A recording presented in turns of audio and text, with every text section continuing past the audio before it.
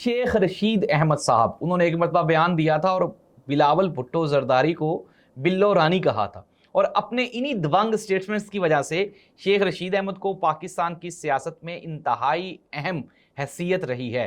मियां मोहम्मद वाशिफ साहब के साथ PMLN में भी रहे, फिर उसके बाद इमरान खान के दौर में भी मिनिस्टर रहे।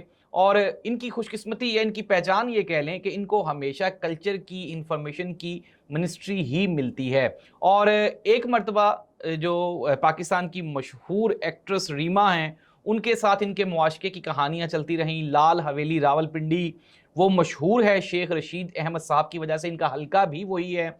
और लाल हवेली का जो हल्का है रावलपिंडी का, शेख रशीद अहमद एक इंतहाई अवामी और ज़ीरक सियासतदान हैं। अवाम के साथ इनका उठना बैठना, इनका जो कल्चर का स्टाइल है, कल्चरल स्टाइल है, यानी कि ये तंदूर के ऊपर खड़े होकर खुद ही रोटी लगा लेते हैं।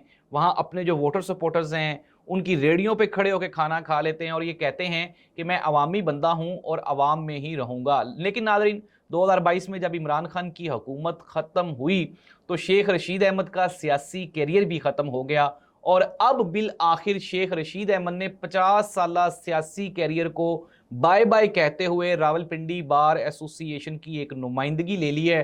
और उन्होंने कहा कि अब मैं वकालत करूंगा, सियासत नहीं करूंगा, और मरने के बाद जो मेरी कब्र पे तख्ती लगेगी वो भी वकील के नाम की होगी, सियासतदान के नाम की नहीं होगी।